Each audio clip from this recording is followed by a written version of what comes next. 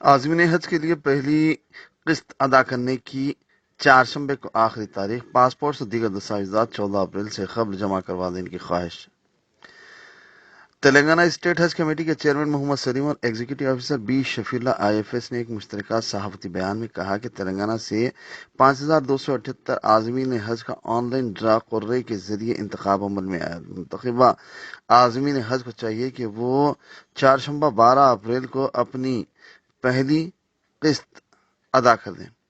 منتخبہ عازمین حج کو چاہیے کہ وہ حج کی پہلی قسط کی ادائیگی کے بعد اصل انٹرنیشنل پاسپورٹ، حج درخواست فارم کی copy, medical certificate, payment slip, 2 passport size photos جس کا پس منظر سفید یعنی white back ground, COVID-19 certificate اور بینک کی تفصیلات تلنگانہ اسٹیٹ حج کمیٹی میں جمعہ 14 اپریل سے قبل جمع کروا دیں۔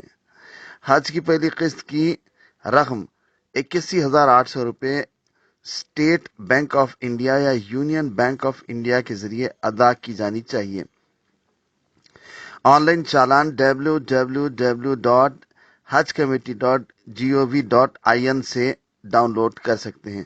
مزید تفصیلات کے لیے www.hajcommittee.government.in یا فون نمبر 04023298793 پر 10:30 بجے تا 4 بجے شام کے درمیان رابطہ کیا جا سکتا ہے یا راست آفس حج ہاؤس نامپلی حیدرآباد رجوع ہو سکتے ہیں۔